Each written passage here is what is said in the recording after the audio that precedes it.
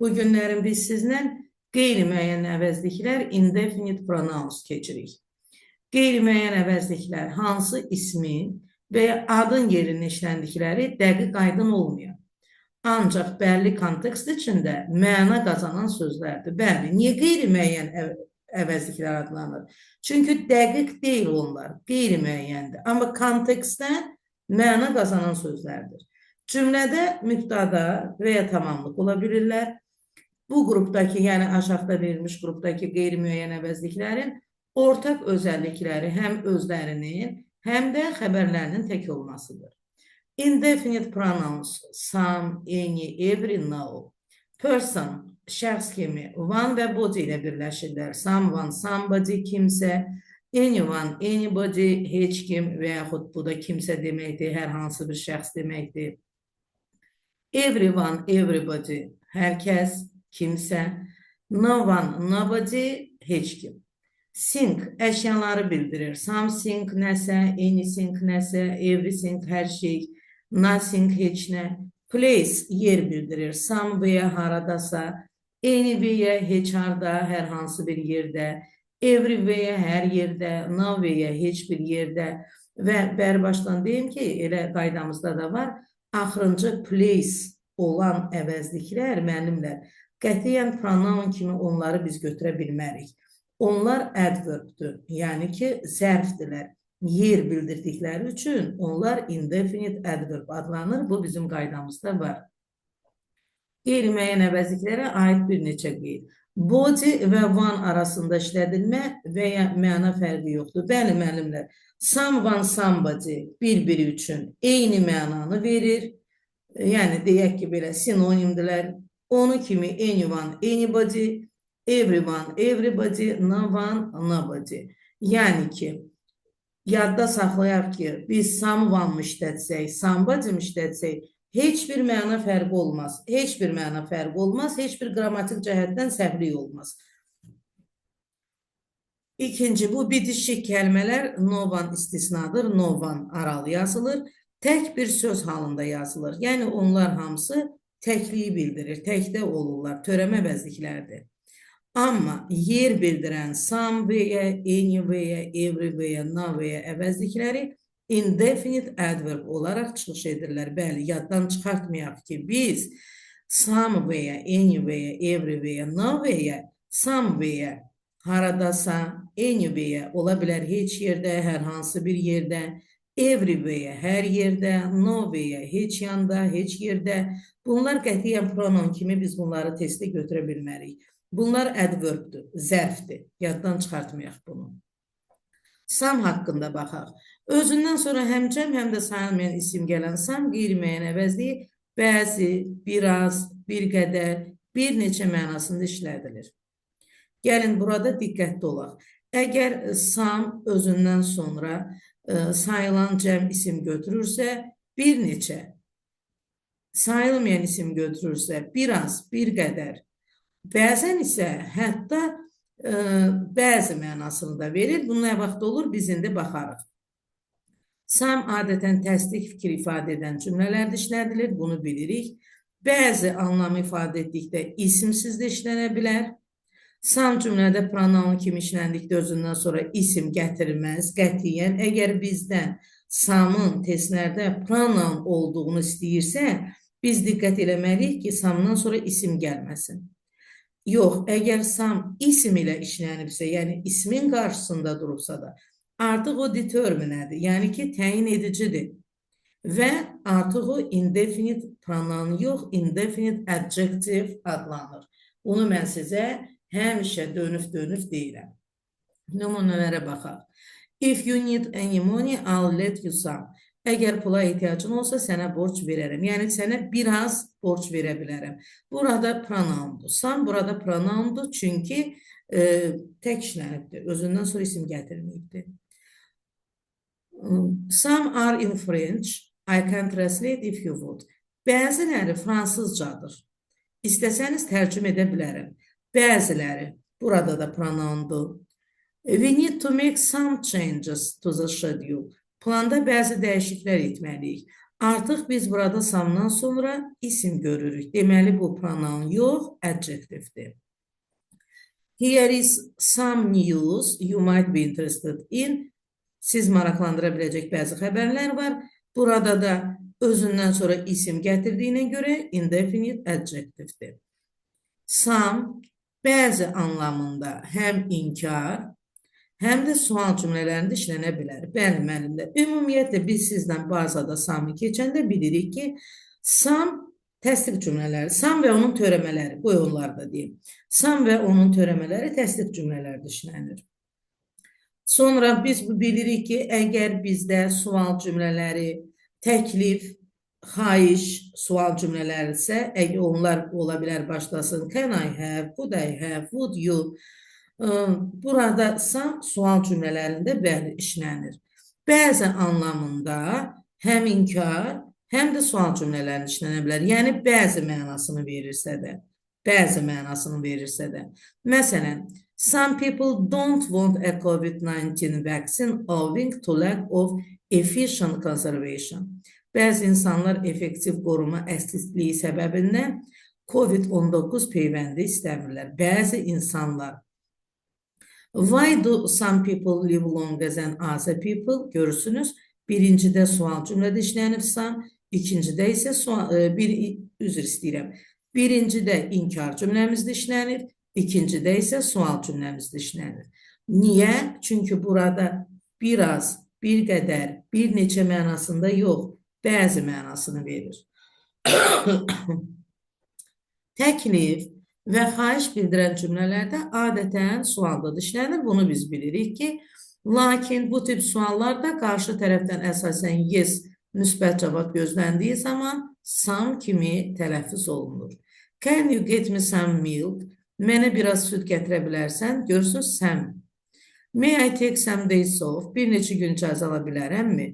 Birincidə xahişdir, ikincidə xahişdir. Could you lend me some money? Mənə biraz borc pul verə bilərsən? Xahiş sual cümləsidir.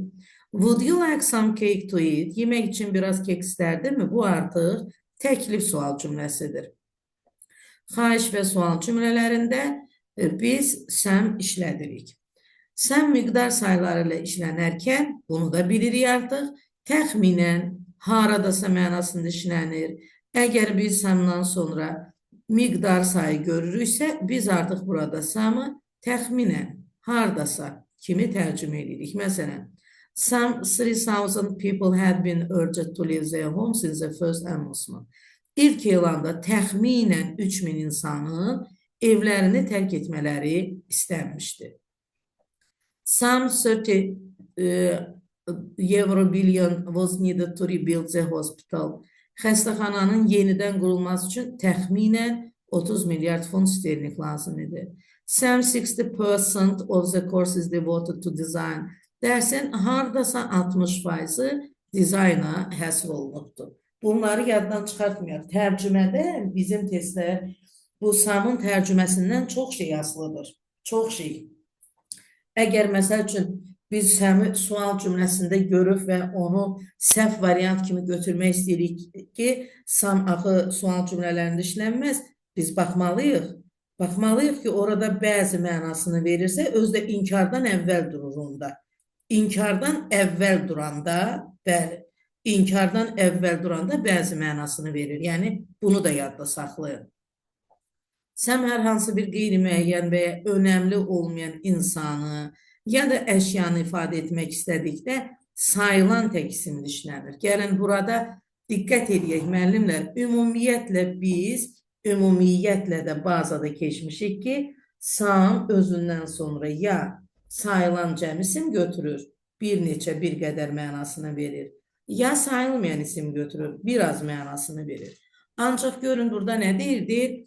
Hər hansı bir qeyri-müəyyən və ya önəmli olmayan insanı ya da əşyanı ifadə etmək istədikdə özündən sonra sayılan tək isimli işlənir. Məsələn, there must be some job I could do. Görə biləcəyim bir iş olmalıdır. Yəni ki, hansısa bir iş. Hansısa bir iş. There must be some way of opening this printer. Bu printerin açmağın bir yolu olmalıdır. Bəli, hansısa bir yolu olmalıdır. Hansısa mənasını olsa fikirləşin. Some idiot driver crashed into the back of my car. Hansısa axmaq sürücü maşınımın arxasına çırpıldı. I don't want to spend my life doing some boring little office job. Həyatımı cansıxıcı bir ofis işi ilə keçirmək istəmirəm. Hansısa bir ofis işi ilə. Müəyyən deyil, dəqiq deyil hansı bir ofis işidir. Sadəcə olaraq hansısa bir ofis işi ilə.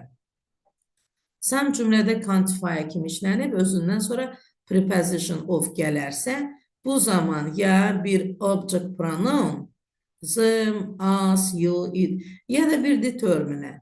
Determinələrdə təyin edicilər bilirsiniz də, ya artikeldir, ya işarə əvəzliyidir, ya yerlik əvəzliyidir. Onlar ilə işlənir və davamında cəmisin və ya sayıla bilməyən isim gəlir. Bunları biz hamısında keçdik də, müəllimlər.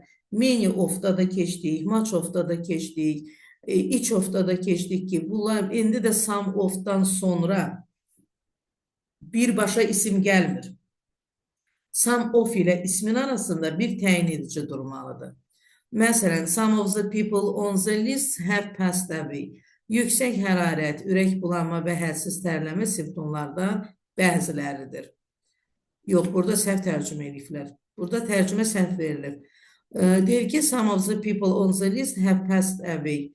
İnsanlardan deyir, bəziləri, siyahıda olan insanlardan bəziləri keçdilər.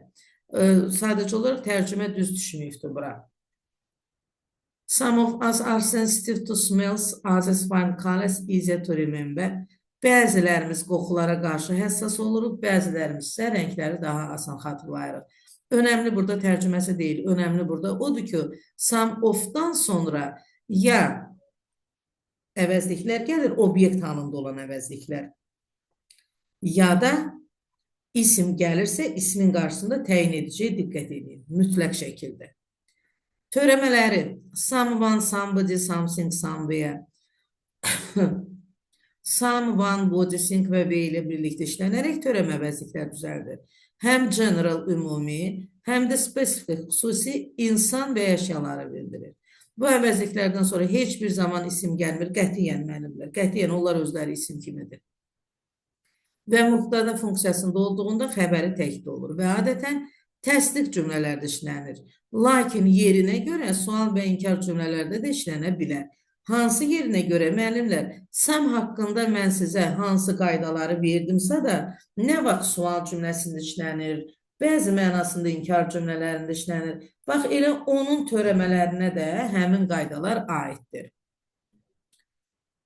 Some əvəzliyi one və body sözlərlə işlənərkən canlıları, sing sözü ilə cansızları, V sözü ilə isə yer bildirir. Törəmə əvəzliklər else, başqa zərfi ilə də işlənə bilər. Bəli, törəmə əvəzliklərdən sonra biz else daha başqa işlədə bilərik. Someone, somebody, kimsə birisi canlılara aiddir. Something, nəsə bir şey cansızlara aiddir. Somewhere, harasa, haradasa yer bildirir, zərfdir. Bütün nümunələrin üstündə dayanmaq istəmirəm, bircəciyini oxuyum. Someone wants to see you at the door. Ümumiyyətlə də deyir ki, səni qapıda biri görmək istəyir. Yəni, kimsə görmək istəyir səni qapıda. Bilmirəm kim. Kimsə deyirəm, səni qapıda görmək istəyir. Amma ikincidə, bax, specific person yazılıb. I know someone who can help you. Sənə kömək edə biləcək birini tanıyıram. Artıq bu xüsusidir. Çünki tanıyıram deyirəm birini. Amma birincidə deyirəm kimsə səni gözləyir, çünki tanımıram kimdir. Qeyri-müəyyəndir, ümumiyyətlə kimsə gözləyir. Qaydamız, bu əvəzliklərlə adətən subject pronoun olan Z ilə işlədilir. Lakin bəhsi keçən insanın qadın və kişi olduğu bilmədiyimiz zamanlarda həmçinin hi və ya şi işlədilə bilər. Bəri başdan sizə deyim, bu nə deməkdir? Siz biləsiniz. Ümumiyyətlə, deyir ki, burada bu əvəzliklərlə adətən subject pronoun olan Z ilə işlədilir. Yəni ki, müəllimlər, tag question'da da biz bunu sizdən keçmişik ki, əgər bizdə mübtada someone və yaxud somebody idisə, tag question'da biz onu Z ilə əvəz edirdik. Niyə? Ümumiyyətlə, someone, somebody-ni biz əvəz etmək istəyiriksə, z ilə əvəz edirik. Onlar deyib əvəz edirik. Hərçənd ki, someone, somebody özləri təklik bildirir. Əvəz etmədə z ilə əvəz olunur. Niyə? Görürsünüz, deyirik kimsə. Bilmirik axı, qadındırmı, kişidirmi? Ümumiyyətlə, ona görə biz orada %100 he yaza bilmərik və yaxud she yaza bilmərik. Çünki bu qeyri-müəyyəndir kimsə. Amma burada deyir ki, lakin bəhsi keçən insanın qadın və kişi olduğu bilmədiyimiz zamanlarda həmçinin he və ya she işlədilə bilər. Gəlin baxaq. Never judge someone by the way they look. Bax, burada they look. Deyir, heç vaxt deyir kimisə onların görünüşünə görə yəni ki, mühakimə etmə. Amma heç vaxt kimisə görünüşünə görə mühakimə etmə. Həmçinin deyir ki, never judge someone by the way he or she looks. Heç vaxt deyir kimisə onun he və yaxud onun she qadın cinsində görünüşünə görə mühakimə etməyin. Düzdür, burada bu yazılıb. Bax, bəri başdan sizə deyirəm. Sadəcə olaraq yadda saxlayın. Bizim testlərimizdə time olsun və yaxud da ki, MHM olsun və yaxud da ki, hazırlanan sınaqlar olsun, imtahanın özü olsun. Siz heç vaxtı someone və yaxud somebody-ni he, she ilə əvəz etməyin. Heç vaxtı lazım deyil.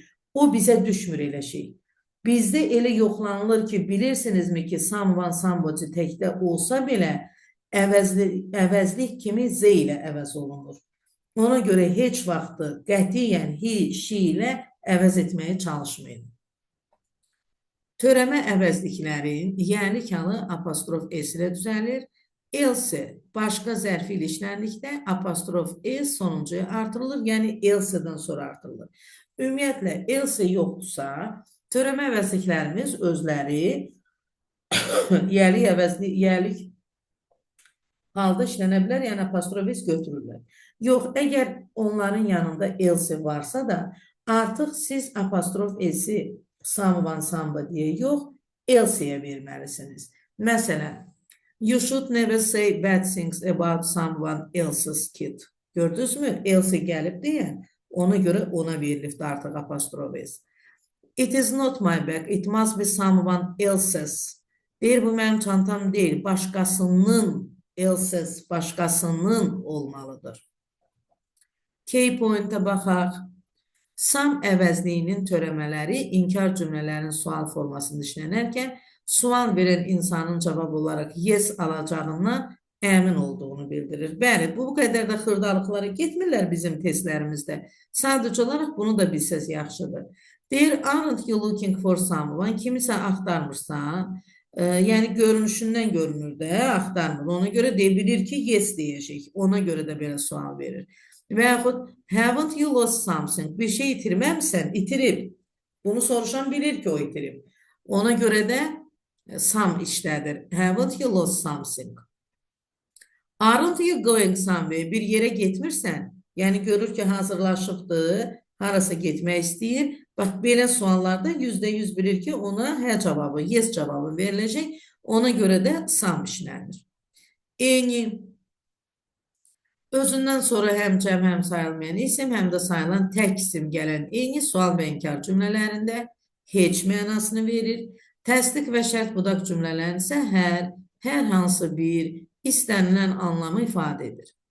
Eyni sual cümlələrdə işlənərkən bəzən tərcümə olunmur, ya da təsdiq cümlələrdə olduğu kimi işlənir. Eyni təsdiq cümlədə adətən özündən sonra tək isim gəlir. Təsdiq cümlədə deyir, müəllimlər. Ümumiyyətlə, bazada bilirik ki, eynidən sonra some kimi ya sayılmayan isim gəlir, ya da sayılan cəm isim gəlir. Sadəcə olaraq some təsdiqdə, eynin isə sual və inkarda işlədirdik. Bu bizim abituriyent üçün olan bazamız idi. Amma indi bizə deyir ki, təsdiq və şərt budaq cümlələrində, ümumiyyətlə ifli cümlələrdə, yəni ki, şərt budaq cümlələrində həmişə eyni işlənir. Həmişə deyəndə some və eyni verilibsə də orada eyni işlənməlidir. Və yaxud təsdiq cümlələrində də eyni işlənə bilər və orada heç mənasını vermir. İstənilən biri verir. Hər hansı bir mənasını verir. Sual cümlələrində işlənərkən heç bir də görürsünüz tərcümə olunmur, ya da ki, təsdiq cümlələrdə olduğu kimi işlənir. Təsdiq cümlələrdə deyir, eyni adətən özündən sonra tək isim gətirir. Hardly, barely, ola bilər scarcely, ola bilər rarely və give up, without və s. kimi kəlmələr formaca təsdiq olmalına baxmayaraq, biz bilirik ki, bunlar hamısı negativ bir anlam ifadə etdiklərinə görə, yəni ki, inkar ifadə etdiklərinə görə bu cümlələrdə də artıq biz eyni işlətməliyik. İsim gəlmirsə eynidən sonra məlum məsələdir ki, pronoundur, yəni əvəzlikdir. Yox, isim gəlirsə artıq adjektivdir, indefinite adjektivdir, yəni qeyri-müəyyən sifətdir. Məsələn, I am looking for a pen, have you seen any? Qələm axtarıram, heç gördün? I don't have any cash. Görürsünüzmü? Any cash on me. So could I pay by card? Burada any'dən sonra isim gəlib. Ona görə indefinite adjektivdir. Are you sure there isn't any way of solving this problem? Bu problemi həll etməyin heç bir yolu olmadığına əminsən. Eyni cümlədə bir daha some kimi, quantify kimi işlənib özündən sonra of götürürsə də artıq bilirik. Əvəzlik lazımdırsa ona, həmin əvəzlik obyekt halda olmalıdır. Yox, isim gəlibsə də İsmin qarşısında mütləq şəkildə təyin edicisi olmalıdır. Üzərində çox dayanmıram, bunları bilirik. Anyone, anybody, anything, anywhere. Bunlar da artıq some kimi one, body, thing və be ilə birləşir. Törəmə vəziklər düzəldir. Həm ümumi, həm də spesifik, xüsusi insan və əşyaları bildirir. Bilirik ki, törəmə vəziklərdən sonra heç vaxt isim gəlmir. Onlar mübtada funksiyasında olarlarsa cümləmizdə həmin cümlənin xəbəri tək olur, qeyri-müəyyənlik ifadə edir. Əsasən sual və inkar cümlələrdə işlənir, lakin yerinə görə təsdiq və şərt budaq cümlələrində də işlənə bilir. Və bizə deyir ki, təsdiq və şərt budaq cümlələrində hər kəs, hər hansı bir istənilən anlamı verir. Heç anlamını vermir. O heç anlamını inkar cümlələrdə verir. One və anyone, anybody bilirik ki, canlılara aiddir, anything cansızlara, anywhere yer göstərir, zərfdir və törəmə vəzikləri inkar cümlələrdə mübtada funksiyasında birinci söz kimi çıxış edə bilmirlər. Bax, əsasımız elə budur. Əsasımız elə budur, müəllimlər. Any və onun törəmələri əgər siz görsünüz, təsdiq cümlələrdə müəllimlər, eyni və onun törəmələri cümlənin əvvəlində mübtada kimi gələ bilir. Hər hansı bir mənasını verir. Amma əgər siz görürsünüz ki, sizin cümləniz inkardır və inkar cümlənin əvvəlində eyni və yaxud onun törəmələrindən biri durub, o səhv variantdır. Çünki inkar cümlələrdə eyni və onun törəmələri mübtada kimi çıxış edə bilməz. Orada artıq inkarlıq götürülüb, eyni və yaxud onun törəməsini no və onun törəmələri ilə əvəz etmək lazımdır. Anyone, anybody, inkarda heç kim, heç kəs, sualda kimsə mənasını verir. Anything, inkarda heç nə, heç bir şey, sualda nəsə bir şey mənasını verir.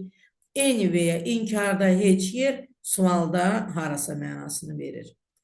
Anybody's welcome to join, there aren't any rules. Hər kəs qatıla bilər, heç bir qayda yoxdur. Ifli cümlələrdə if anyone has questions, feel free to ask. Sual olan varsa çəkinmədən verə bilər və s. Üzərlərində dayanmıram. Törəmə əvəzliklərinin yərlik halı yenə də apostrof s ilə düzəlir. Else, yəni başqa zərfi varsa, başqa zərfi deyəndə else-nin tərcüməsi başqa deməkdir.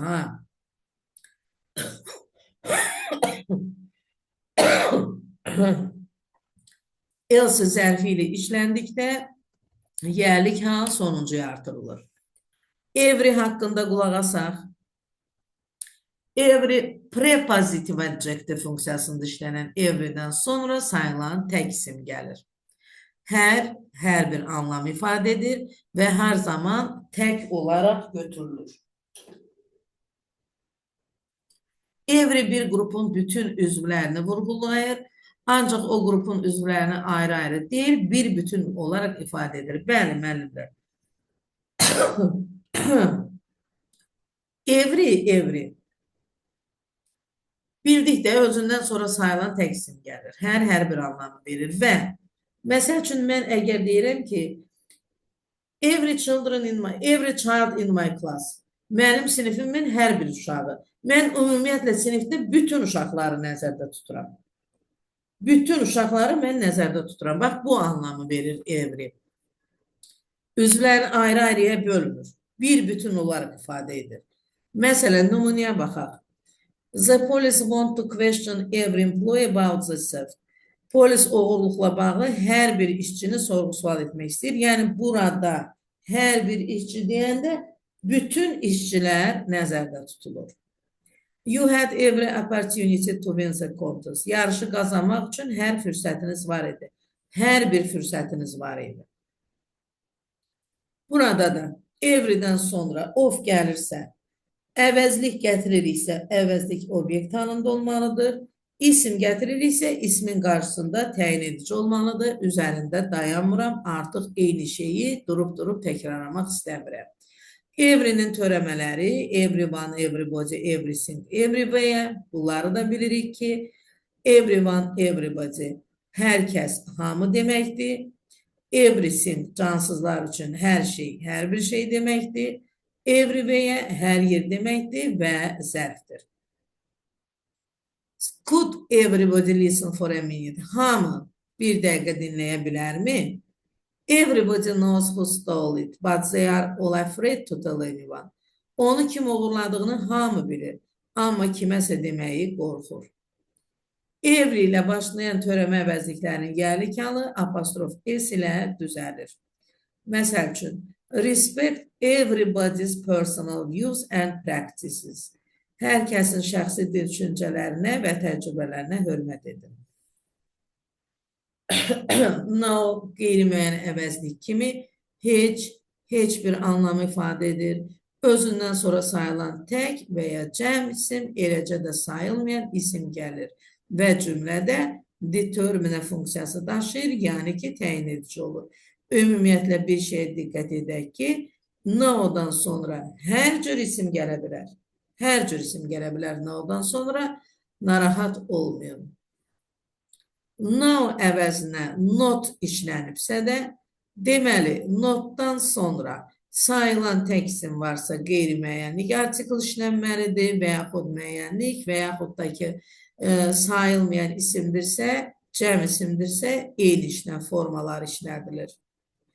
Və not və gələn isim cümlənin əvvəlində işlədilə bilər. Məsələn, not a sound came from the classroom. Sinifdən heç bir səs gəlmədi. Yadda saxlayaq ki, now-dan sonra biz keçmişik sizinlə. Qətiyyən artikl işləmir. Now özü təyin edicidir, müəllimlər. Now özü təyin edici olduğuna görə, o ismin qarşısında artıq başqa bir təyin edici işlədə bilmərik. Yəni ki, no özü təyin edici olduğu yerdə təzədən biz ora artikl gətirək, işarə vəzliyi gətirək, of gətirək, götürmür onların heç birini. Törəmələri eyni ilə yenə də no, one, body, thing və v sözləri ilə birləşir. No one, nobody bilirik ki, canlılara, nothing cansızlara, nav isə yer bildirir, zərfdir.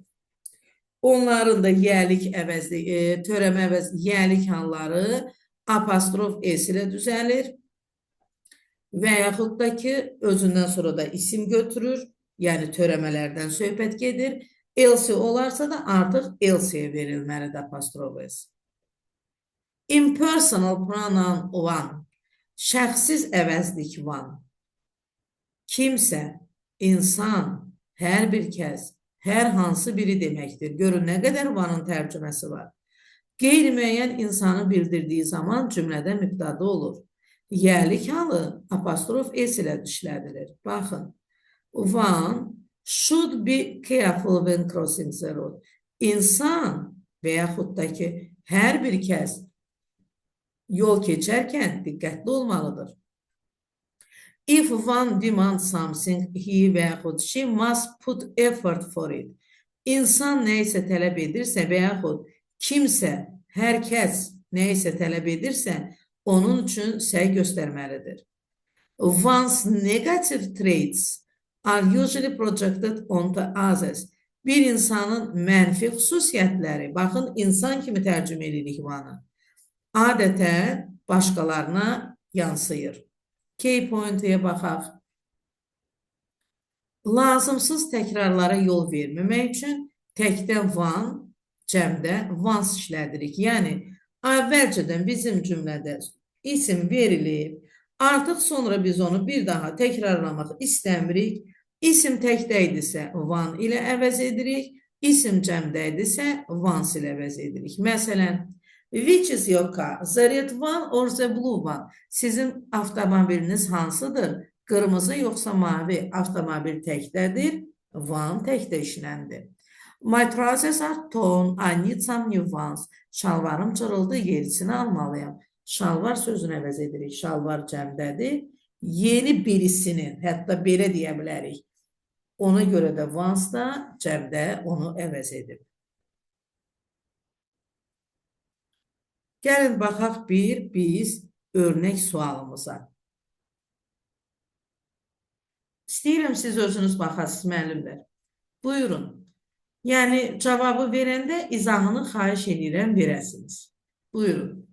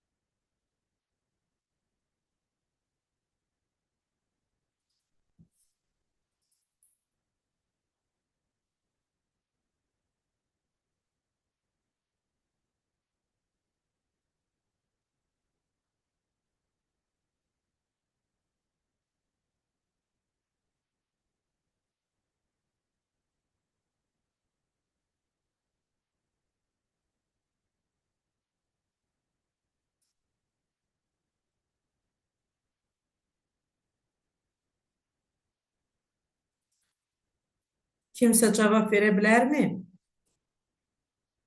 Deyir ki, bu verilmiş cümlədə hansı növ əvəzliklər işlənibdir? Gəlin birinci cümləmizə baxaq və əvəzlikləri tapaq.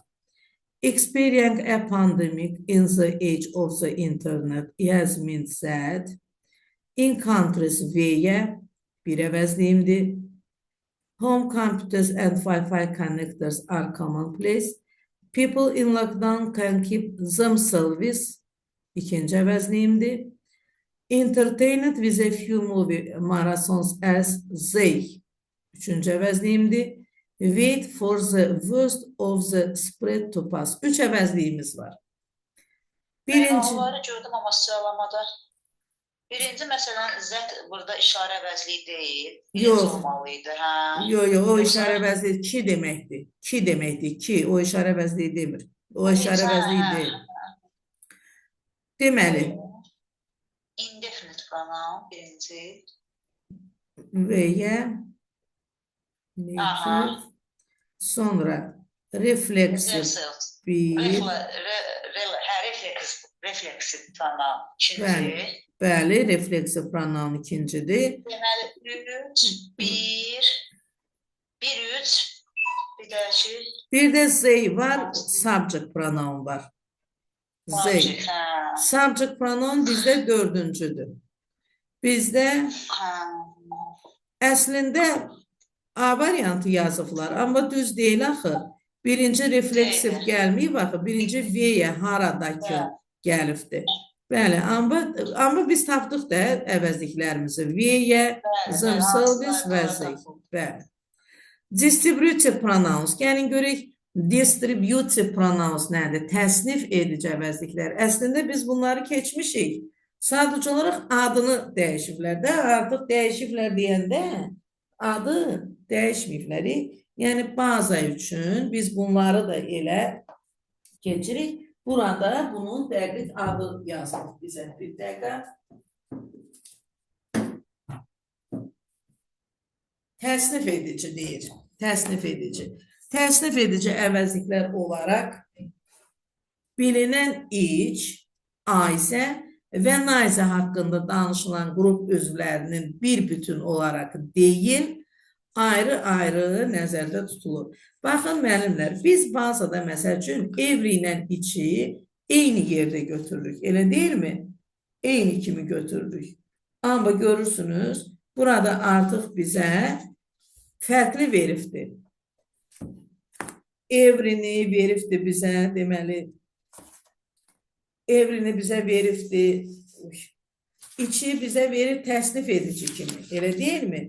Təsnif edici, görürsünüz, adın distributive pronouns, yəni ki, bunları biz yaxşı yadda saxlamalıyıq adlarını. Amma every'ni bizə necə veribdir? Every'ni isə qeyri-müəyyən, indefinite kimi veribdir. Yəni, adlarına görə, qayda həmin qaydadır, müəllimlər, qaydada heç bir dəyişiklik yoxdur. Sadəcə olaraq adına görə, məsəl üçün, sizdən distributive pronouns deyirsə, ya iç, ya ayzə, ya yaxud nayzə götürməliyik. Deyir, təsnif edici əvəzliklər olaraq bilinən iç, ayzə və nayzə haqqında danışılan qrup üzvlərini bir bütün olaraq deyil, ayrı-ayrı nəzərdə tutulur. Bəli. İç, hər hansı bir qrupu təşkil edən üzvlərin hər birini ayrı-ayrı, tək fərd olaraq nəzərdə tutur. Hər bir anlamında işlənir və xəbəri təkdə olur. İçdən sonra hər zaman tək isim gəlir. İç cümlədə determinə olaraq işləndikdə indefinite adjektiv olaraq adlanır. Bu nə deməkdir? Məlum məsələdə iç əgər tək öz başına cümlədə isimsiz işlənirsə pronoundur, yox, ismin qarşısında durubsa da o artıq adjektivdir. Özdə indefinite adjektiv özündən sonra da sayılan tək isim götürür. İç cümlədə quantify olaraq işlənib özündən sonra of gələrsə artıq bilirik və ya hər hansı bir fikir vurğulamaq istədiyimiz zaman işlədən each one of ayrı yazılıb, each one of. Cümlənin mübtədası olarsa, özündən sonra bizdə əgər əvəzliklər verilibsə, obyekt halda olan əvəzlikləri götürməliyik. Yox, isim verilibsə, ismi mütləq təyin edici ilə bir yerdə götürməliyik. Bunlar, bütün qaydalar hamısına aiddir. Bax, of ilə birləşmə bunların görürsünüzmü? Hamısına aiddir. Key pointə baxın. İç və every özlərindən sonra adətən bəlli bir cinsə hitap etdiyi zaman his, her, himself və herself işlədilir. Yəni ki, artıq bilirik də, orada kişi cinsi idi içdən sonra gələn canlı isim, yoxsa qadın cinsi idi. Ona görə də oradan başlayırıq düzgün variantı seçməyə. İç boy, boydur, məlum məsələdə oğlandır da, has his own room. Hər oğlanın öz otağı var. Every woman can speak for herself. Hər bir qadın öz adına danışa bilər.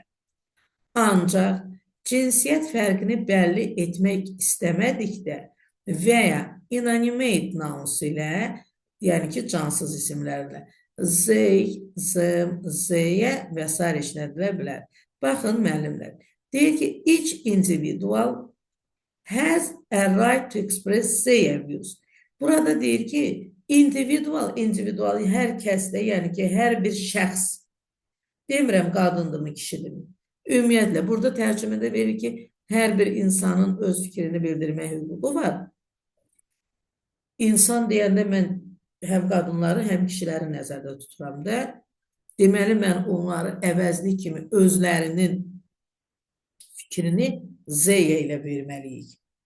Və yaxud da ki, each every company demonstrate Zeya best products. Hər bir deyir şirkət ən yaxşı, yəni özlərinin ən yaxşı məhsullarını sərgiləyir. Ayzə cümlədə hər zaman tək olaraq düşünülən və özündən sonra sayılan tək isim gələn Ayzə iki insan və ya əşyadan ikisindən biri, istənilən biri mənasında işlədilir. Ayzə özündən sonra bir isim gəldikdə determinə kimi işlənir, yəni özü artıq həmin ismin qarşısında təyin edici olur, yaddan çıxartmayaq. Və harada qaldıq? Determinə kimi işlənir və indefinite adjective olaraq adlanır. Artıq bunları bilirik. Artıq mənə elə gəlir ki, eyni şey görürsünüzmü? Bütün hər yerdə təkrarlanır. Bu qayda bunların hamısı üçün keçərlidir. Bəli. Yenə də deyir, Ayzə cümlədə quantify olaraq işlənib özündən sonra of gələrsə və yaxud Ayzə one of əvəzlikdirsə obyekt halında götürməliyik. İsimdirsə onun qarşısında təyin edici olmalıdır. Və yaddan çıxartmayaq ki, Ayzə ofdan sonra və yaxud Ayzə one'dan sonra isim cəmdə xəbər təkdə gəlməlidir.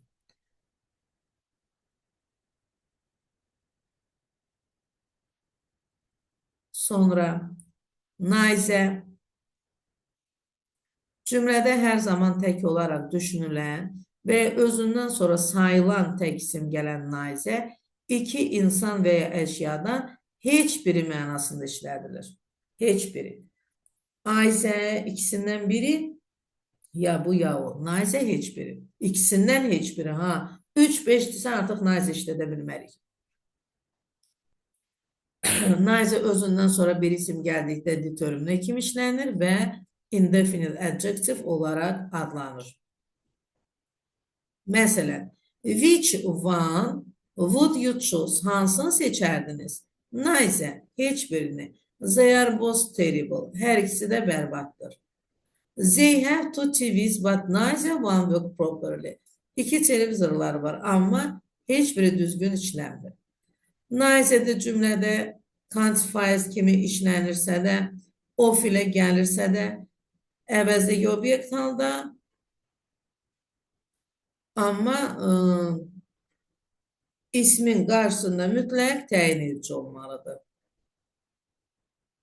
Nayzə ofdan sonra cəm isim, tək xəbər. Niyə burada yazıblar? Baxın o cədvələ. Nayzə of, üstə gələk cəm isim, üstə gələk tək cəm xəbər. Xeyr, müəllimlər, o cəm xəbərə baxmayın. Nayzə ofdan sonra cəm isim, xəbər təkdə.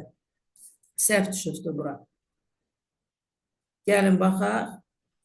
Hətta burada da yazılar. Neither of the options promise və yaxud promises lasting peace. Seçimlərdən heç biri davamlı sülfət etmir. Neither of my parents is və yaxud are satisfied with my job. Valideynlərimin heç biri işimdən razı deyil. Yəni, müəllimlər, burada bu belə yazılsa da siz bu qaydanı yaddan çıxartmayın. Neither ofdan sonra cəm isim, tək xəbər. Bizdə yalnız belə qəbul olunur testlərdə. Cəm isim, tək xəbər. Müəllimə, sola bir söz deyim. Ayzə də eləydi bayağı. Bəli, elə orada da, yox, qeyri-formal olaraq, müəllimlər, qeyri-formal olaraq dildə dil daşıyıcıların özü, ola bilər dil daşıyıcıların özü qeyri-formal olaraq nitqdə, Nazofdan sonra isim cəmdə xəbəri tək və yaxud cəm işlədə bilərlər. Bu bizim testlərə keçərli deyil, müəllimlər. Nə ki bizim testlərimizə keçərli deyil, mən onları sizə bəri başdan deyirəm. Yəni bizdə siz əgər Nazə ofdan sonra cəm isim, cəm xəbər götürərsinizsə, bu keçərli olmayacaq, bu düzgün variant olmayacaq.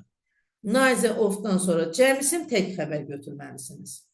Axı deyirəm ikisindən heç biri və yaxud ya bu ikisindən biri. Məsələn, is of ikisindən biri deyirəm. Biri deyirəmsə mən o xəbərini necə cəm götürə bilərəm? Slot filling pronouns. Gəlin görək tamamlayıcı əvəzliklər. Bəli, bax burada sizdən artıq dərəcədə xahiş edirəm ki, diqqətli olasınız. Çünki bu bizim çox önəmli olan bir mövzumuzdur. Çox önəmli olan bir mövzumuzdur. Biz bu mövzunu ətraflı olaraq sizlə keçməmişik və adlarını da mütləq şəkildə biz burada əzbər öyrənməliyik. Slot filling pronouns tamamlayıcı əvəzliklər it və z-yə cümlədə tamamlayıcı əvəzliklər olaraq çıxış edir. It cümlədə həm normal pronoun, həm də empty subject olaraq işlənə bilər. Ətraflı şəkildə nəzər yetirək. Baxın, deyir ki, baxın, ən birinci, yenidən it və z-yə cümlədə tamamlayıcı əvəzliklər olaraq çıxış edir. It cümlədə həm normal pronoun, həm də empty subject olaraq işlənə bilir. Ətraflı şəkildə baxaq. It cümlədə həm subject pronoun, həm də object pronoun olaraq işlənir. Bilirik də, it həm şəxs əvəzliyi kimi çıxış edir, cansızları o, həm də obyekt əvəzliyi çıxır. Cansızlar üçün obyekt əvəzliyi kimi çıxış edir, onu ona. It əvəzliyi cümlədə başqa bir isim və ya isim ifadəsinə istinad etməsi referential it olaraq adlanır. Bəli, referential itdir, it əvəzliyi. Başqa bir ismi və yaxud ismi ifadəsinə istinad edirsə, yəni başqa bir ismin yerinə əvəz olunub işlənirsə, referential it olaraq adlanır. Baxın, bu nə deməkdir? Don't drink the milk. Deyir, südü içmə. It smells terrible. O deyir, pis ətir verir. O nə? Süd. It burada nə əvəz edib? Südü əvəz edib. Deməli, it burada refers to the noun the milk. Itin burada adı referential itdir. Yəni ki, istinad olunan itdir. It burada özündən əvvəl gələn sözü əvəz edibdir. Əvəz edibsə referential itdir. Adları yaxşı öyrənmək lazımdır. Və yaxud, that furniture is lovely. It isn't too expensive for us. O deyir, o mebel deyir, qəşəkdir. O bizim üçün çox da baha deyil. O nə? Mebel. It burada referential itdir. Bunu niyə deyirəm? Çünki itin tutaq başqa adlarını öyrənəcəyik cümlədə. Əgər it hansısa bir ismi əvəz edirsə də, onun adı olur referential it. Ona görə deyirəm ki, çünki indi biz onun ayrı adlarını öyrənəcəyik. Baxın, it cümlədə eyni zamanda həm empty subject, həm də empty object olaraq da işlənə bilər. It bu şəkildə işləndiyi zaman cümlədə xüsusi olaraq heç bir isim və yaxud isim birləşməsini ifadə etmir. Və dummy it, non-referential it və introductory it olaraq adlanır. Başqa bir ifadə ilə dummy it sadəcə qrammatik funksiya daşıyır, heç bir leksik mənaya malik olmur. Dummy it əsas olaraq time, weather, distance, date, environment bağlı cümlələrdə işlədilir. Əslində bu çox asan bir şeydir. Burada bunu hamımızda bilirik. Sadəcə olaraq bu adları biz indi öyrənirik. Deyir ki, bir daha qaydıram bu qaydaya. Bir daha. Deməli, əgər it əvəzliyi cümlədə özündən əvvəl gələn ismi əvəz edirsə də, onun adı olur referential it. Yox, elə bir bizim cümlələrimiz var ki, it orada heç nəyə əvəz etmir. Məsəl üçün deyirəm, it is 5 o'clock, saat 5'dir. It is cold, hava soyuqdur. It is far, uzaqdır. Nəyi göstərirəm? Vaxtı, havanı, məsafəni, tarixi deyə bilərəm, ətrafı deyə bilərəm. Yəni ki, burada it, heç mən görsünüz, onu tərcümə eləmədim. Bax, belə cümlələrdə itin adı olur empty subject və yaxud empty object. Deyir ki, it bu şəkildə işləndiyi zaman cümlədə xüsusi olaraq heç bir isim və yaxud isim birləşməsini ifadə etmir, göstərmir heç nə. Şəxsizdir demək olar ki. Və adına baxın müəllimlər, əsas adlarıdır.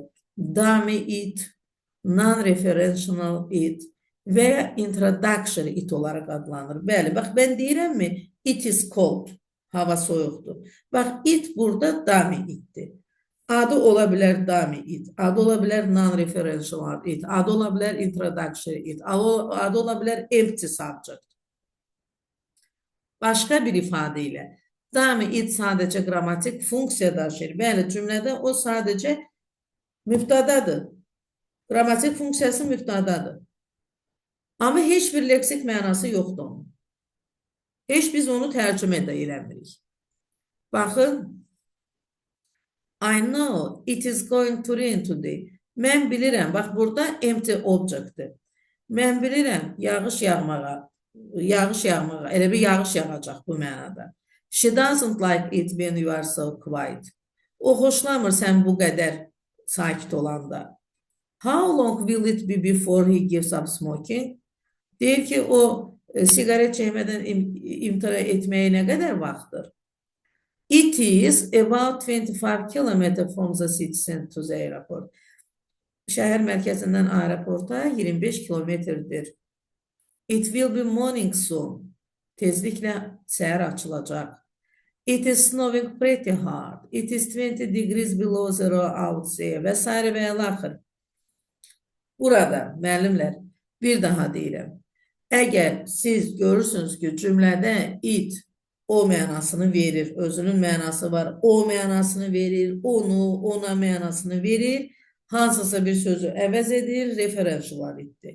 Yox, sadəcə olaraq cümlənin boş mübtədası kimi çıxış eləyir, heç bir leksik mənası yoxdur, heç bir tərcüməsi yoxdur, o adlanır empty subject, empty object, dummy it, non-referential it, introductory it.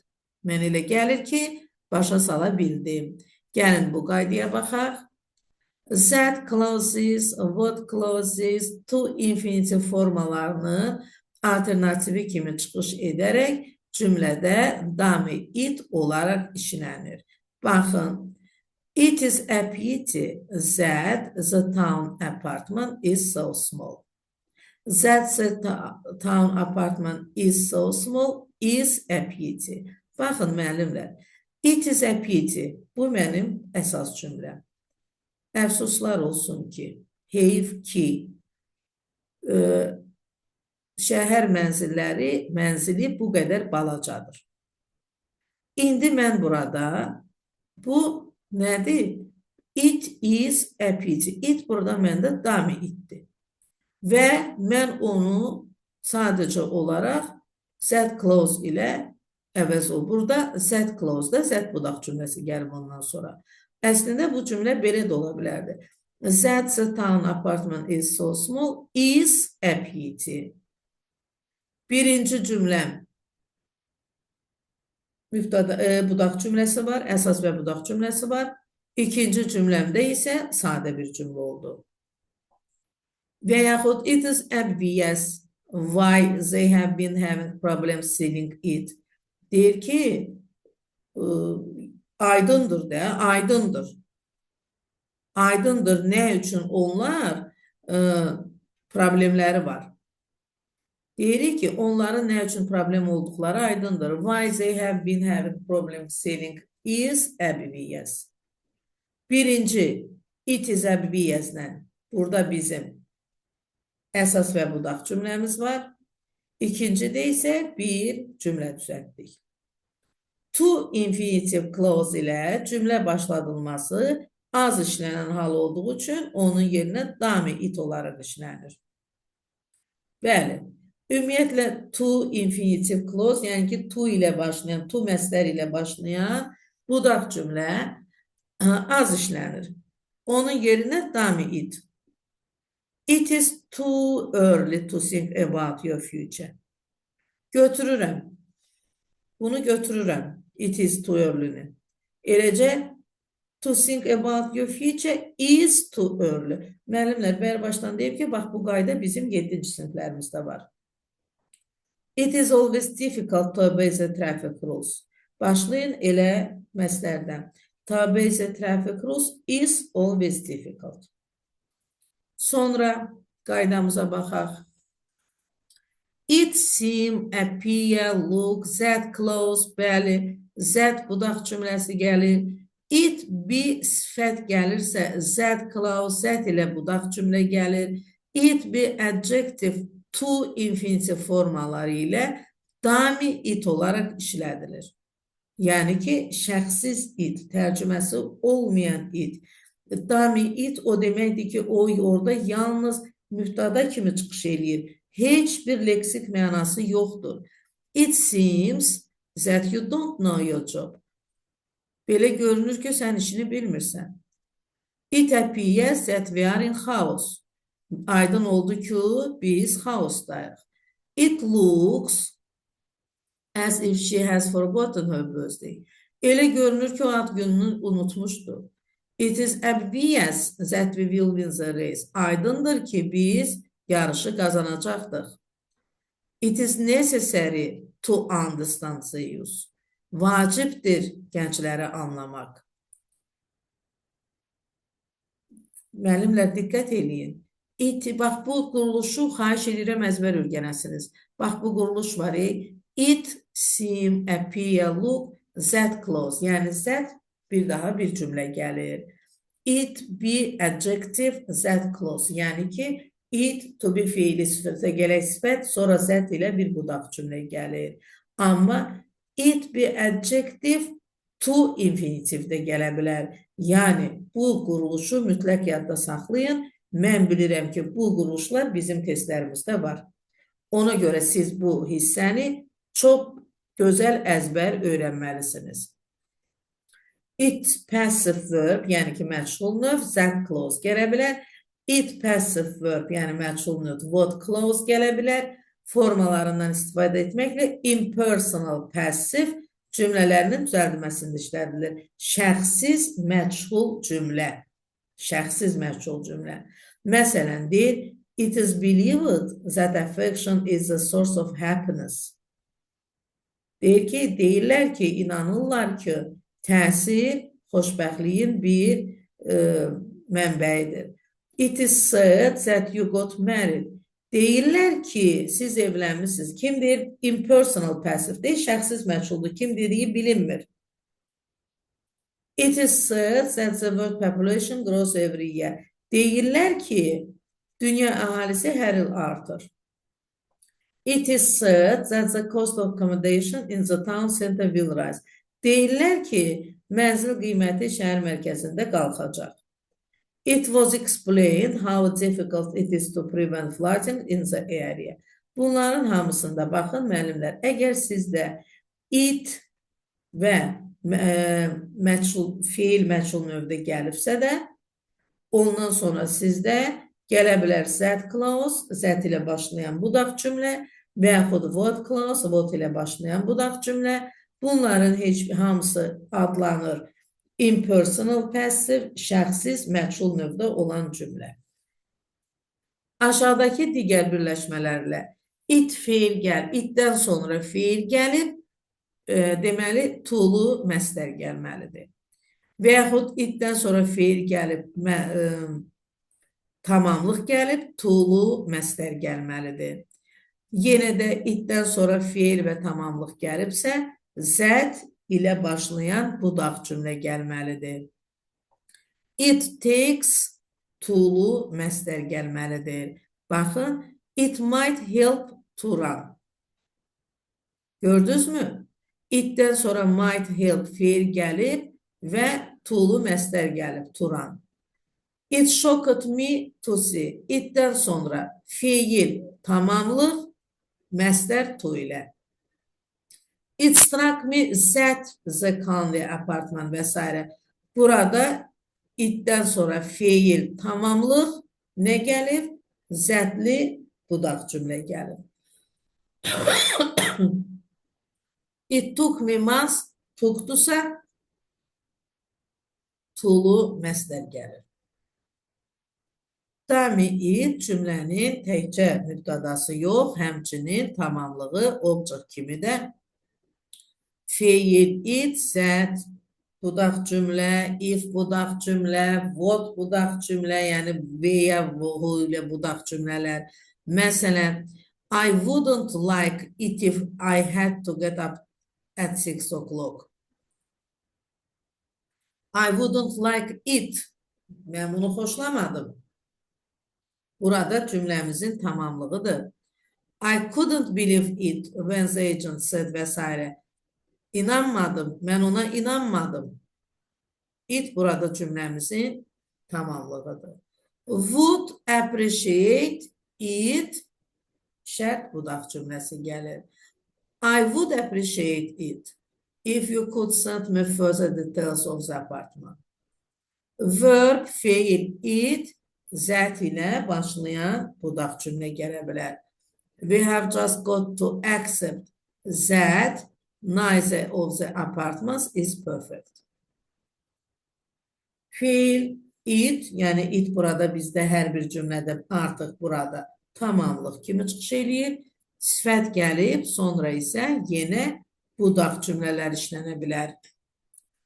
Bütün cümlələrə diqqət edirsiniz.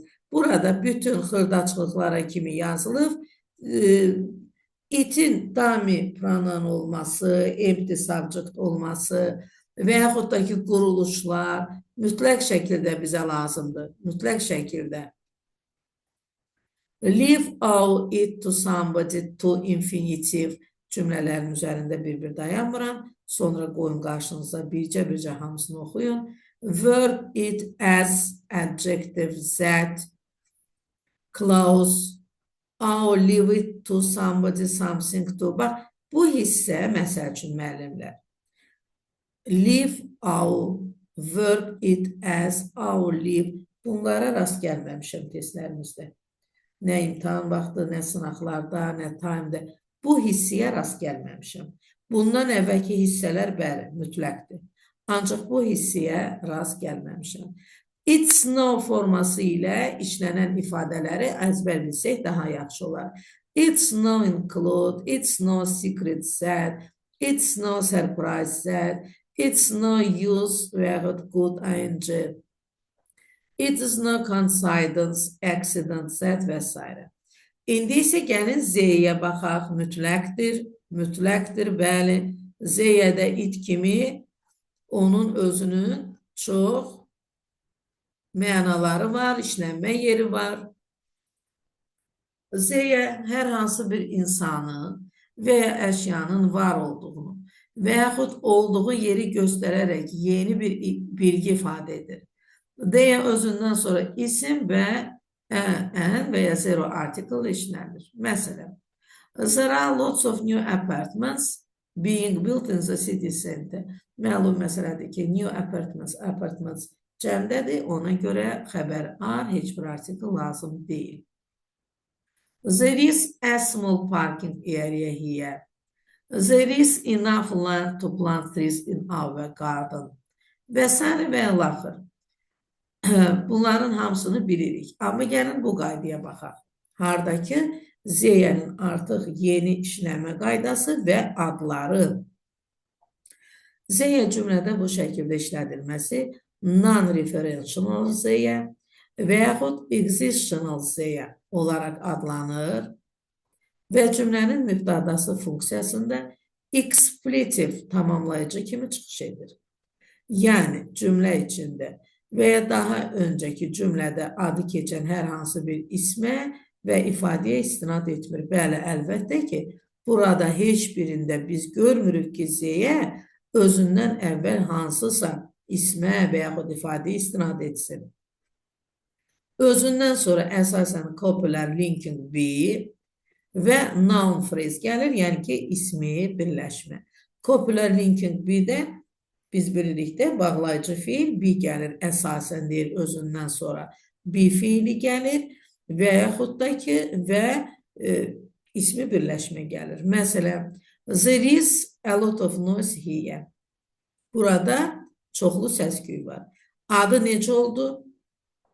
non-referential Z'ye, existential Z'ye, expletive özündən sonra bağlayıcı to be fiilini götürür və ismi birləşmə götürür.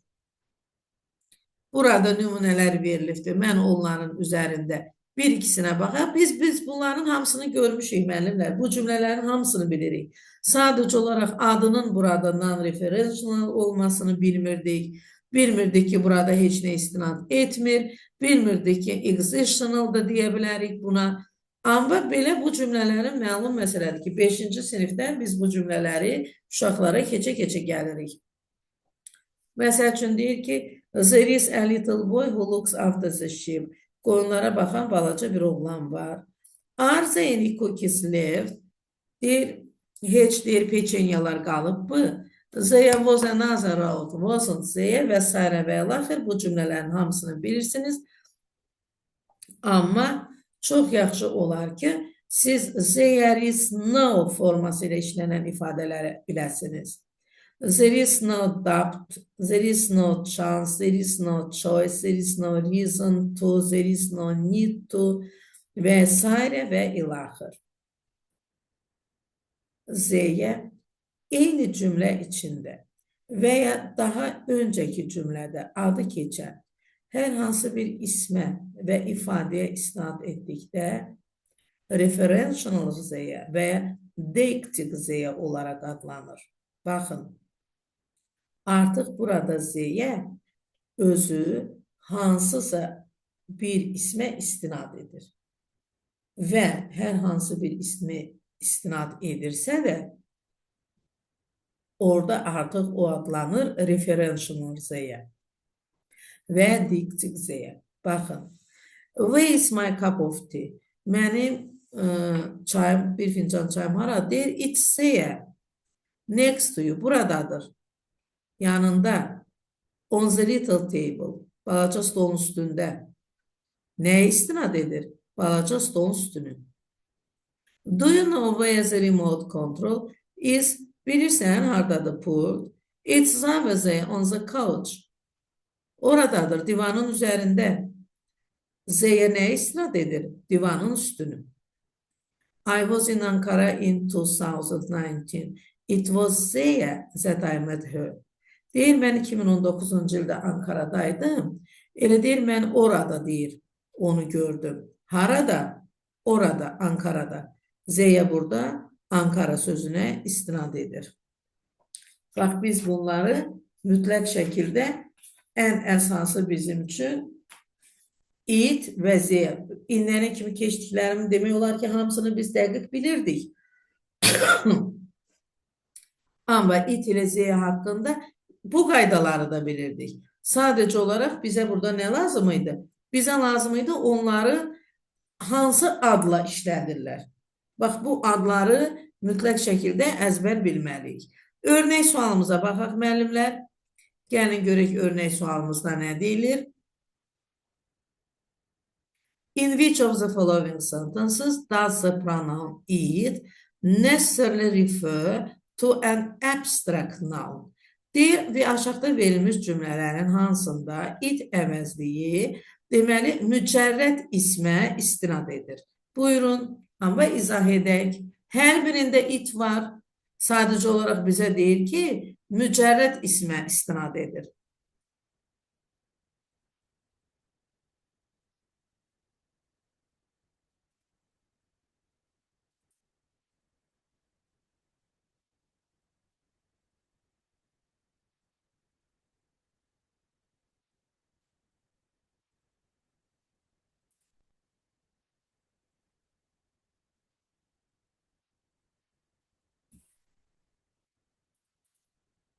Merhaba burada.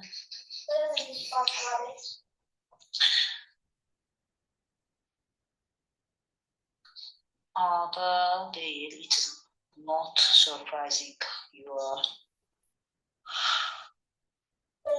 A değil yani. Abstract. Aha, A deyil. A'da dami pronoundur. Dami itdi.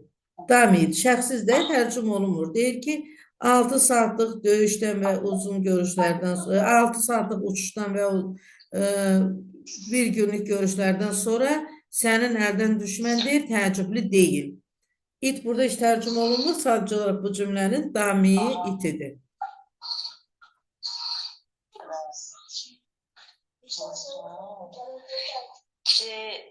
Görürəm, it will not be intimidated by terrorists.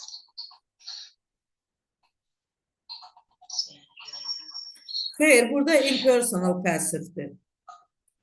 It, bəli, şəxsiz məchulu, not be intimidated. Yox, burada impersonal passivdir. D variantında mənim qələmim hana, it was on my desk. Burada artıq subjectdir. O deyil, partanın üstündəydi. Amma Y variantında deyil, so they want to exert the independence. Bax, independence burada bizdə abstractdır. Bəli, müstəqillik. The British colonies are not quite ready for it. Onun üçün Britaniya koloniyaları tam hazır deyildilər. Onun üçün, nə üçün? Müstəqillik üçün. Ona görə də Y variantında bizdə it əvəzliyi independence olan mücərrəd ismi əvəz edibdir.